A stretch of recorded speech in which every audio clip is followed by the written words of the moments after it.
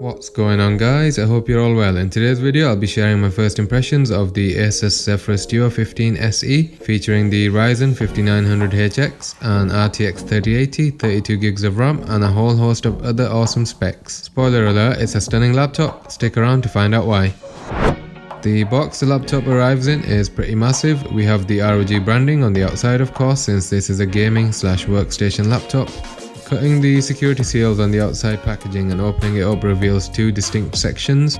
Taking out the box on the right, this serves two functions, the first being that the lid can be used to prop the laptop up to aid in cooling, which I'll show later, and the second to house the power adapter. The adapter itself is extremely chunky. Given how powerful the laptop is, this makes complete sense.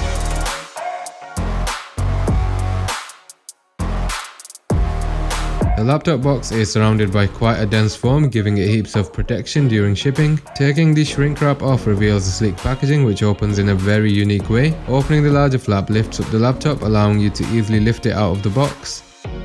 Before we take a closer look at the laptop, let's see what else is in the box. Inside this rectangular box we have the supplementary documentation. You do get a free copy of the not yet released Dying Light 2, which is nice. The final piece in the box contains the palm rest. This will be handy for wrist support due to the keyboard being at the bottom edge of the laptop. Disappointed that there isn't a laptop pouch or case included given the price of the laptop. Yes, my friends, this is a real wallet buster, coming in at £3,500 in the UK and $3,700 in the US. Peeling off the protective plastic, we can finally take a closer look at the monster within. Lifting up the laptop, it definitely has some heft to it and is difficult to hold up with one hand. The finish is matte and the dotted pattern is separated by a diagonal line. There's an ROG logo at the bottom left and Republic of Gamers text etched at the very top. I'm a big fan of this understated design and it isn't as flashy as other gaming laptops out there. At the bottom we have a multitude of vents, the 6 rubber feet and again the Republic of Gamers text etched at the bottom. We have easy access to the screws in case we need to replace or upgrade components. Nice to see Asus haven't made it impossible to open her up if required. At the back of the laptop we have an Ethernet port, a super speed USB-A port, a full-sized HDMI 2B port and more vents for cooling. Looking at the indented section at the top of the closed laptop, we can see the 3 notification LEDs. The first one signifies the laptop having power, the second LED turns on when the laptop is plugged in, and the third LED is for hard drive activity. The I/O ports on the right include 2 more super speed USB-A ports. These are USB 3.2 Gen 2 ports which have a maximum throughput of 10 gigabits per second. Next to that is a USB 3.2 Gen 2 USB-C port which can double as a DisplayPort pass-through or can be used for charging. And finally some more air vents. I/O on the left consists of a micro SD card reader, the primary charging port and a headphone jack. Opening up the laptop for the very first time, you'll be greeted by a thin layer of fabric protecting the screen from the laptop keys. As you open the laptop, the second screen lifts up in tandem. Here's what it looks like from the side. There's no webcam, which is a good move in my opinion, as the quality is usually terrible, regardless of how high spec the laptop is. The lid of the box the power adapter comes in can be used to prop up the laptop, allowing for heat to dissipate more freely. If you're paying this much for a laptop, you'll probably invest in a decent stand, so this is more of a gimmick. It is cardboard too, so the durability will definitely be in question. Before I take you through the real meat of the laptop, let's have a look at the keyboard. On the right of the keyboard we have a few important buttons, the most important being the third one from the right. This allows you to toggle the state of the second screen. You can turn on the screen, hide it or turn it off completely.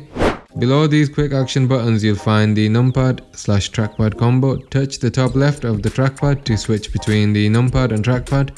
I'm not a huge fan of the smaller than traditional trackpad and that it's on the right side. I often find myself looking for the enter or right shift key at the very edge of the keyboard, which of course they're not. Along with the usual laptop keyboard functions, we can use the function key along with the up and down arrow keys to change the brightness of the backlit keys. The left and right arrow keys are for switching between the different light effects.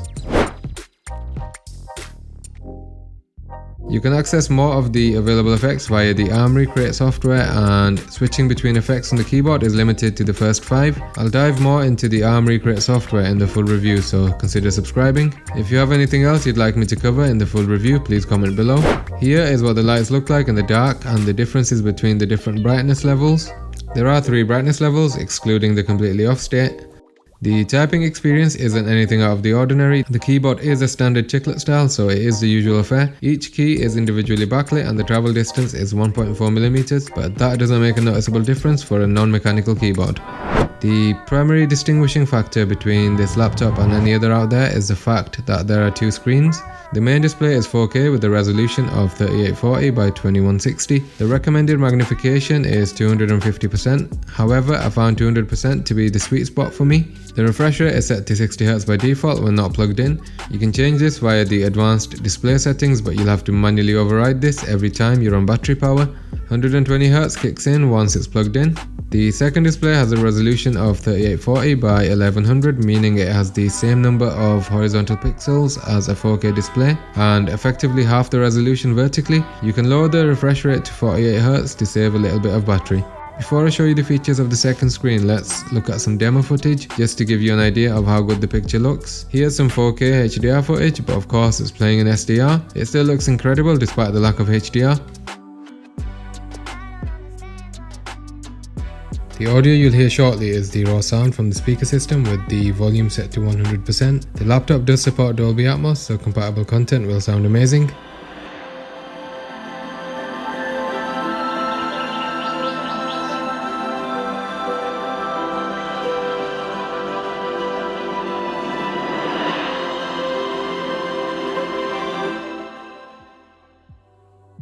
I like to use this video designed to show true blacks and OLEDs on non-OLED panels just to see if I notice any blooming or haloing at the edges of bright objects where the background is completely dark. I didn't notice anything of that sort here. It truly is a brilliant looking display. The second screen is designated the ScreenPad Plus. It is a touch sensitive panel with all of the bells and whistles you'd expect. The screen has a refresh rate of 60Hz, so it can feel a tad sluggish compared to the glorious 120Hz main display. It took me longer than I care to admit to find out that the context menu or right click equivalent is available via a long press on any part of the screen. Another feature of the ScreenPad Plus is the layout menu that appears when dragging any window in the main display.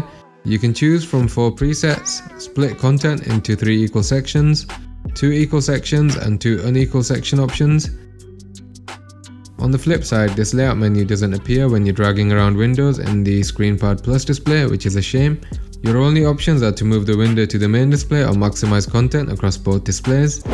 Along with being a gaming powerhouse, editing is the primary function it'll serve for me. I'm currently editing on a 10-year-old PC, and here is an example of how long my last edit took in terms of exporting.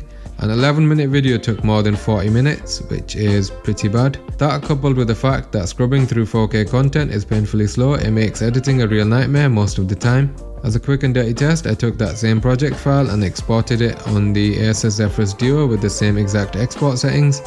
This time the export took just over 17 minutes, which is more than 2 times faster and a markedly large improvement. Scrubbing through the 4K content on the timeline is also painless, and I can see how the video will look in the preview. The CPU and the super fast 2TB NVMe drive come into play massively here. The preview pane on my old PC was super sluggish, so it was difficult to precisely gauge what the final product would look like.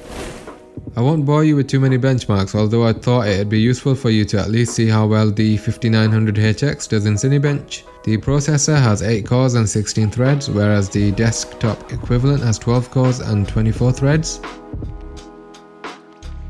Loading up Cinebench, I let the test run for quite a while before I checked the temperatures. After running for a while with CPU utilization at 100% across all cores, the max recorded temperature was 75 degrees Celsius, which isn't that bad for a laptop. I was definitely pleased with the final score on Cinebench. My Ryzen 5900HX scores a very respectable 9701, which is higher than the Intel equivalent and better than some server grade Xeon chips. Really impressive. Gaming on this laptop is jaw-droppingly good. I forgot how good games can run on a PC if you have the hardware to back it up. The first game I loaded up is probably one of the hardest games to run with all of the settings maxed out. I'm gonna quickly go through the Metro Exodus settings menu to show you that I've got everything maxed out at 4K. If you pay attention to the FPS counter on the top right of the laptop screen, it's hovering around the 50 to 60 FPS mark, which is brilliant considering the resolution and the game I'm playing. Next we have GTA 5. This is an older title, but I was curious to see how well it would run maxed out at 4K. As was the case with Metro, this is running at a steady 50 to 60 FPS. The only time you ever see the frame rate drop is when you're outside and we have a greater draw distance. I'll put the laptop through its paces in the full review, so please comment on which games you'd like me to test. The final game I want to show is Far Cry 4, another incredible looking title, fully maxed out at 4K. In this scene we have a lot going on in the background and you can see the FPS never dips below 40. I am truly impressed by how well it's handled everything I've thrown at it thus far. During all of the gaming I did, the GPU temps did get up to a toasty 86 degrees, but it wasn't at that temperature for long. The laptop does get very hot at the bottom, so you can't rest it on your lap for too long if you're gaming. I don't think it was designed to be used that way, and ideally the laptop should be propped up to help dissipate the heat. I'll be investing in a laptop stand and it'll be sitting on my computer desk most of the time, so I'm not too bothered by this. In performance mode the fans do get quite loud, but if you have headphones on it won't matter too much.